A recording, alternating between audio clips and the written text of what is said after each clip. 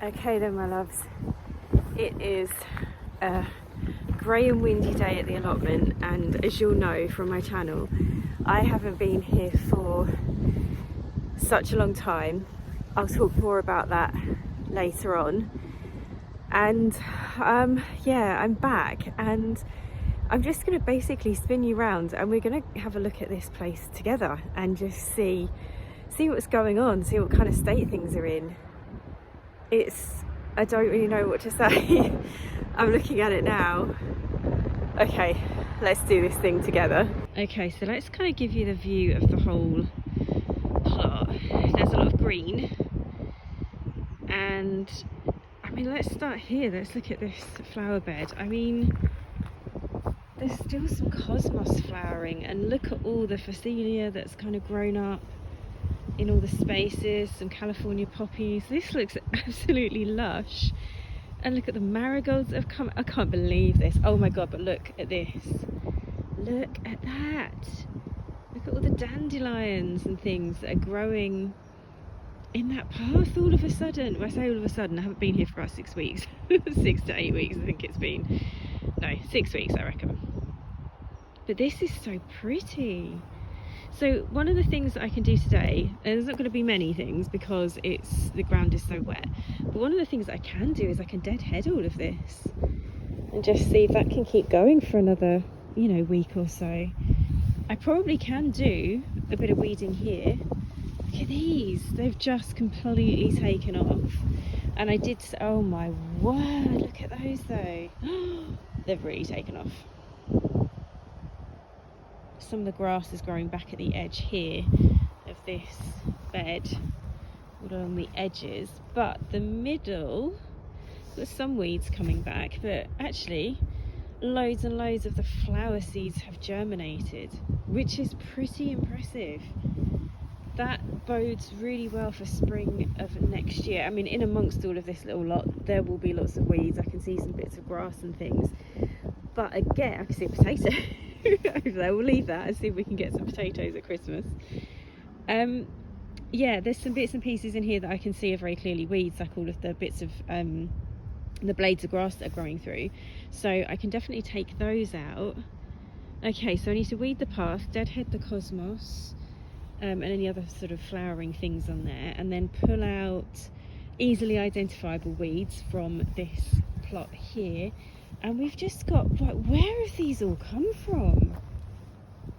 All of these weeds that have just pushed through all of the wood chip. Right, what have we got here? We had some white radishes in here, and they were ones that are suitable for growing over the winter. But I think we might have to get in a lot closer and see if we've got anything that can be harvested now from these. They look so healthy. And actually you can eat, oh, and there's a plane. Of course there's a plane. Of course there is a plane. So there was me thinking that there couldn't possibly be any kind of harvest here, but even if these radishes haven't formed good roots, there's all of this radish leaf, and I can see there's even more over here. Now I don't think these are the white radishes. Oh, look at my lettuces. Oh my gosh, all these, oh hello you, there's a fly on that one. All these little row of lettuces here, all of these radishes that are, no, they're turnips.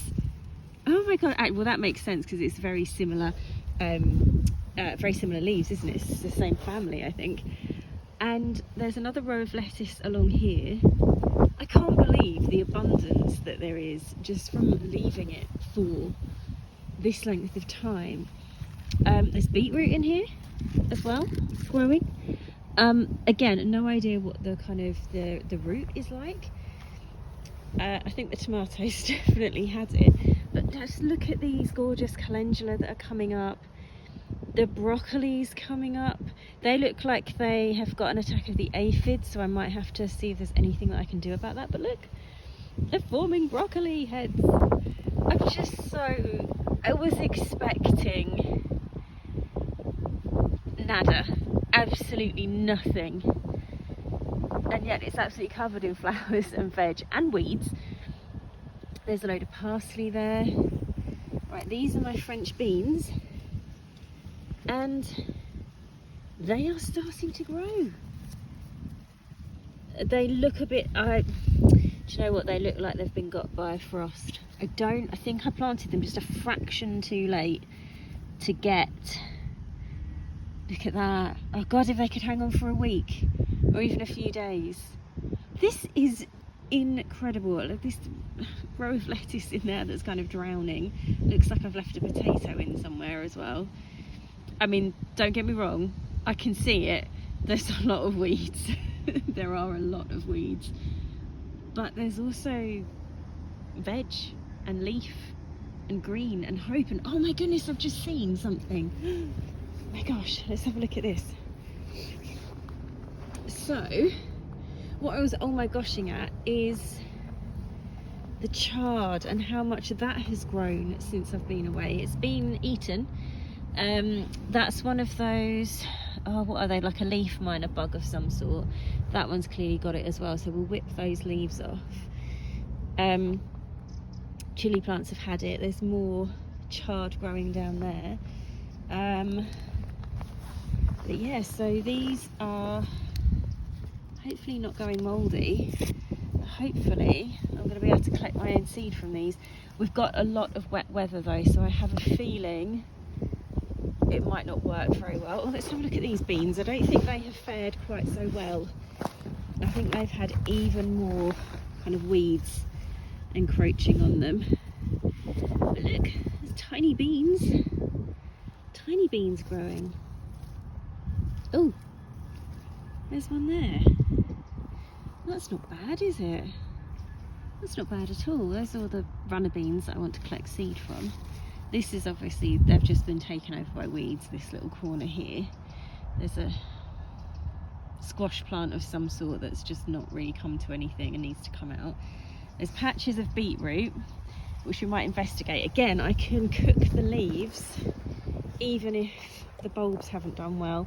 And then this here that I dug over is looking like a fairly complete disaster. It's just come back as weeds. I mean, this is the problem with not using no-dig methods. Digging is a lot of work. I mean, I can see that there's some lettuce coming through, but all the weeds have come through. I'm trying to think what I planted here. It was lettuce, there's some peas. Oh, actually I can see the peas. Oh, hello.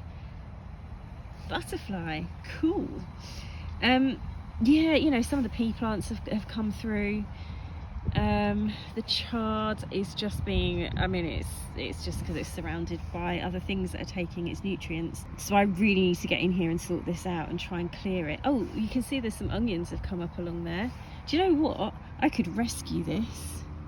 A bit of weeding, or quite a lot of weeding, and this whole plot will be transformed. Oh, look at all that green.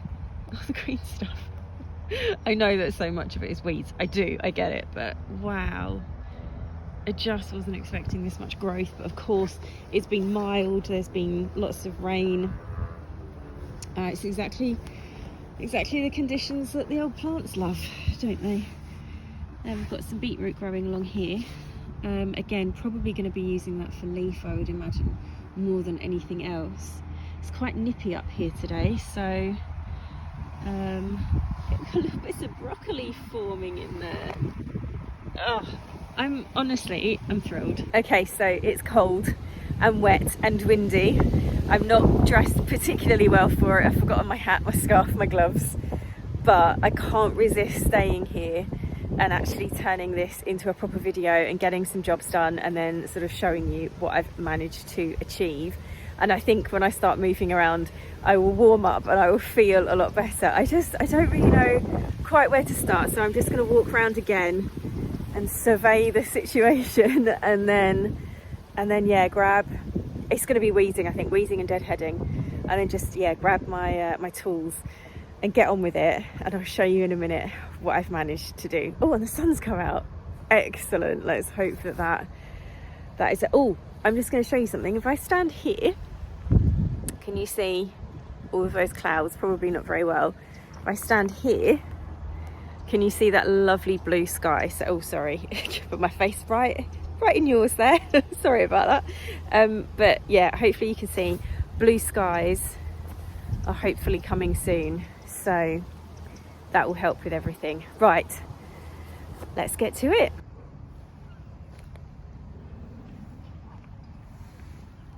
So here we are then. This is the first thing that I've done. I have deadheaded that gorgeous flower patch there, which, to be perfectly honest, looks so much better now than it did at any point over the spring and summer. I mean, it's just so lush. It's so gorgeous. I've deadheaded it as best I can. You know, there's a few kind of crunchy heads left on there, but it's just this lush sea of all of these pinks and oranges, and the foliage on the cosmos has really come into its own. They were looking quite leggy earlier on in the season, but now they're just stunning. Look at that.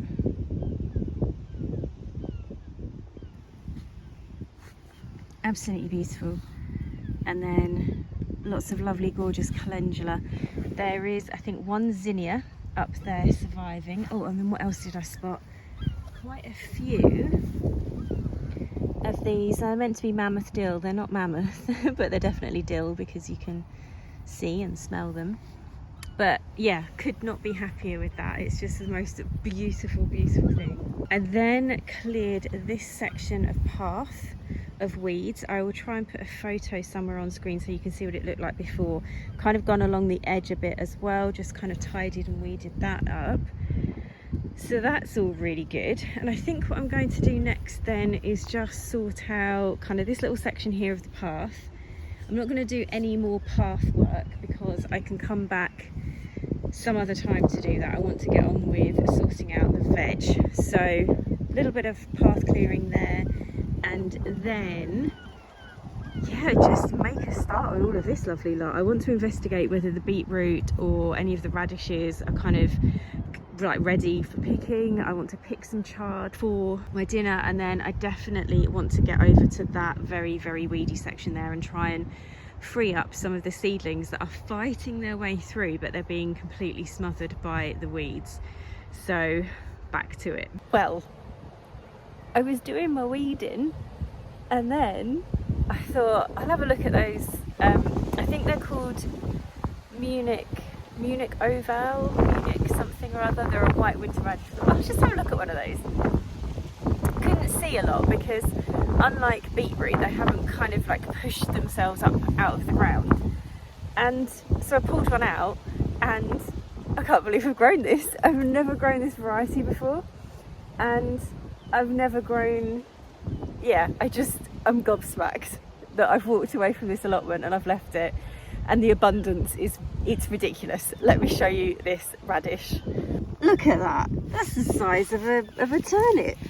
I mean, they are meant to be big white winter radishes for roasting. And look at all of these greens that I'll have for my lunch. So I pulled that out without you. I'm so sorry. And then I thought what I might do is try and find one and film me pulling it out.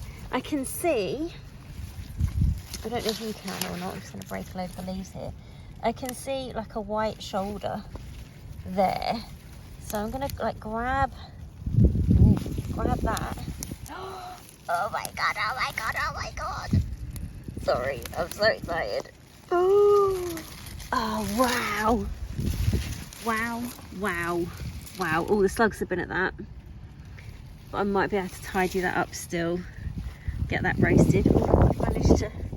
Wormy, come here. Back you go. Oh, okay. Oh, come here, little worm. Drop you back in the hole that the enormous radish has left. Holy heck. I mean, that's amazing. I'm going to leave the rest of them because I've got enough radish here for a lovely lunch. Or should I get enough and should I try and make a big dinner from it all? I don't know. Let me show you what I've picked so far.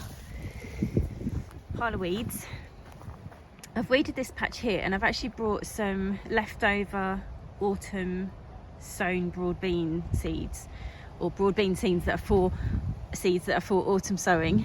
I said it all kind of bottom about face there, didn't I? I've got these tiny little, most of them are tiny little radishes that I was going to use the leaves on, but actually I've got enough leaf here. God, I can make something out of this. Amazing. Oh, that's just the most exciting thing in the world to me at the moment. So I'm going to carry on weeding and just see what else crops up. The sun is finally out.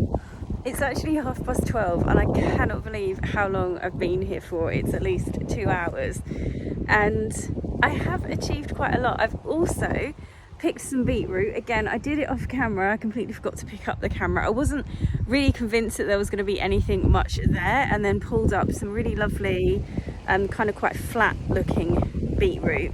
And I can't remember which variety they are, but I will show them to you in a moment. I'm going to stop now because I have got to get back and do some work, and I also want to record like just a little outro bit for this video, kind of explaining why recording has got a little bit more difficult for me. But I am going to spin you around, show you what I've done, and tell you what my final things to do will be. So I've shown you the absolutely gorgeous flower patch, which I'm completely in love with. I mean, the size, look at the size of some of these. I'm absolutely filthy as well, so I forgot my gloves. I mean, they're just, I'm so in love with this bit. Yeah, so I've kind of weeded this section of pathway, and then the one there I've kind of done a bit of as well. So it's just really that stretch along the back, and a few little bits along the edge there that are left to do. But the worst of the weeds are up on the bit that I'm walking on constantly, so that's fantastic. I'm going to pick a few nasturtium leaves that are about the place, and I'm going to take those home to either put in a salad or to stir fry. This middle section I've pretty much left it alone. I can identify a lot of the weed seeds, but I think they're going to be easier to pull out in about a week or two when they are just a bit bigger. And then we've got the big white winter radishes that I showed you earlier. I pulled out a turnip as well, which is looking pretty fantastic. It's quite small, it probably could have stayed in there a little bit longer, but again, I just wanted to have a little look. And then these are the flat, I think they're called Egyptian something or other from what I remember. But yeah, these kind of flat spherical beetroot. Got 4 of those of varying sizes, and I've weeded pretty much the whole of this bed, I'd say, and it's looking I just can't believe that I've got all of this stuff growing in here. I've got the lettuce there, which I will probably start picking in a few days because I'm not sure how long that's going to last with the cooler weather. The French beans haven't done brilliantly well, but we are sort of getting somewhere, and I reckon I'll be picking those fairly soon. Some of them have been eaten off at the base by something.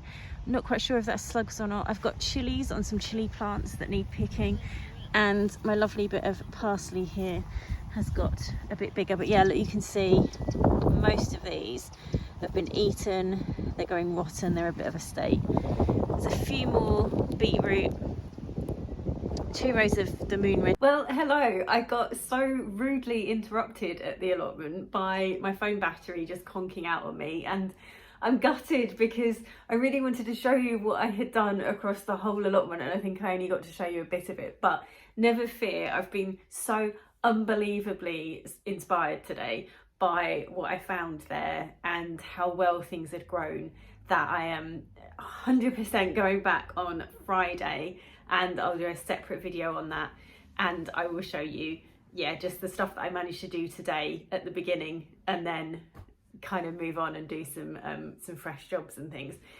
I don't even know what to say. I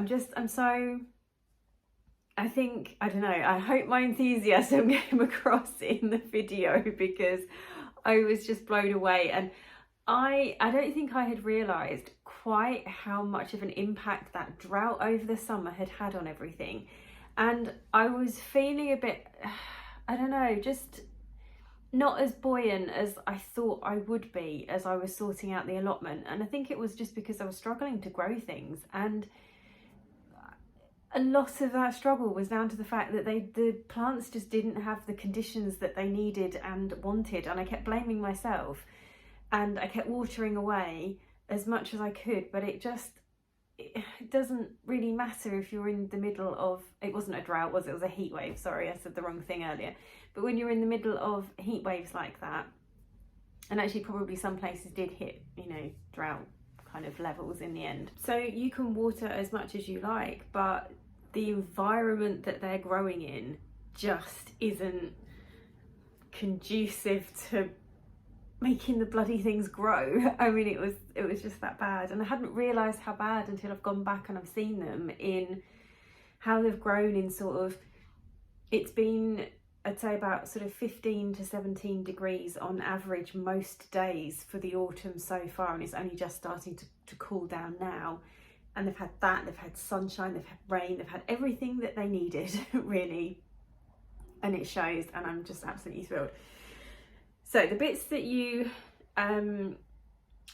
didn't see, I'll show you on Friday. So what I did after my phone died on me is I planted out, I had a look through my allotment bag that has all my seeds and stuff in, and I'd previously sown some broad beans and some garlic in the back garden and in some pots, and I had the leftovers in there, and I just thought, well, these patches that I've weeded, let's just fill them up with more seeds and bulbs and whatever I can find. So I had a rummage through and I found some, I think they're called Valencia broad beans, and they are suitable for autumn sowing, so they went in. And then I planted in the garlic sort of around them, because I'm going to be harvesting the broad beans first in sort of early springtime, hopefully, and then the garlic will stay in just that bit longer, which means I'm hoping that I will get like a double crop out of the same overwintered space. That's the plan. And the garlic is just, basically, I kind of like run out of garden budget for this year now. It's sort of pretty much done, and the bit that I had left went on autumn seeds, and I didn't really have enough to go and buy like proper seed garlic. So I did what I have actually done before, and I did this during, it must be 2020 now, the first year of like lockdowns and of, you know, the Rona coming to visit. I had planted some organic garlic from a veg delivery that we, you know, had for a few months to kind of tide us over through the lockdowns, and that's the best garlic I've ever grown in my life. And I grew it in pots, and the vast majority of it was like really good sizes and everything, and stupidly didn't keep any cloves from that, which is foolish, very foolish. But I just went to the supermarket and I picked up 3 bulbs of organic garlic, and I'm hoping that they haven't been sprayed with anything to sort of stunt their growth or what have you. Hopefully not, if they're organic. They aren't very big cloves that I've planted out, but I just thought, oh, do you know what, I can pick this up for, I think it was like 75p, rather than spending about 15 quid on like proper seed garlic, and we'll just see what happens. And so that's gone in, and the broad bean seeds have gone in.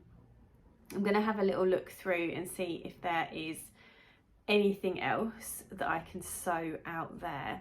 I have got some winter lettuce seeds, but I think I might have sown some of those in the plot already. I think the lettuce seeds that are in that really weedy bed that I showed you, I think they are probably winter lettuce seeds. But I don't know, I'll have a look, see if there's anything else that can go in. But I'm pleased that I've got the broad beans and the garlic in, because at one point I was thinking that might not happen. So yeah, that's all good. Anyway, I was going to just have a chat about finding it difficult to put out garden videos, and sort of how that's happened and why that's happened, and then what I'm going to do moving forward. So first thing is cost of living crisis. I am self-employed, and I have experienced a real dip in my income, and I have to pay my bills, and making videos for this channel doesn't make any money. I imagine that one day it might get monetized actually, but it's certainly not going to be something that pays my bills or that kind of sustains my finances in any way. So I have had to take a lot of time away from the allotment, from the garden, from my container garden, from, you know, like decorating and stuff that I've been trying to do, and I've been trying to sort of feed into my online income more than I have been, and try and get that back on track. So the amount of time that I've got to sort of spend in the garden and on videos has been a lot less lately. The other thing that I have found, not so much at the allotment, this is in my back garden, is that it is so incredibly noisy. And I may have spoken about this or alluded to this in the past. I have gorgeous, lovely neighbours, but there's a lot of power tools and DIY projects and things, and all the work for those are kind of, it's all being done in the garden. A lot of the time it's at the bottom of the garden, so I can just about get away with sometimes filming up towards the house. But more recently the DIY projects have been like close to the house, and so I'm finding that I either can't film because it's too noisy, or I go ahead with filming, and I filmed a container garden video. There's so much of it that I was just going to have to do a voiceover for, and doing voiceovers like a few times in a video is fine, but when it's more than that, it becomes really time consuming and onerous. And we're now about, probably about 6 weeks after I filmed that, 4 to 6 weeks after I filmed the container garden video. And it's just, it's sort of, unlike other types of video, it just kind of gets out of date really quickly. And it's like, you guys don't want to see something that I did like weeks and weeks ago. It's just not right. It's just not good. It's not great. So that has been a bit of a problem. Moving forward, I, especially after today, and especially about how good I felt being there, and how much the exercise is great, and how much I am actually growing my own food. That was the second thing that I thought when I got to the allotment, and I looked up and started filming for you. The first thing I thought was, it's so green. I mean, I just hadn't seen that much green there all year. And the second thing I thought was, food. There's food in here. I can't believe it. There's food. It's just really crazy. But when you've been planting things all year and they've kind of either not grown, or they've grown in a really feeble way, to see like lush green food growing was just amazing. So anyway, and the allotment can be noisy, and there can be people about. And I mean, today, oh my gosh, today was really windy. Today someone was flying a drone over the top of the allotment and the railway station, and I think it was from the railway station car park possibly. So I had all the noise of the drone and the noise of the wind.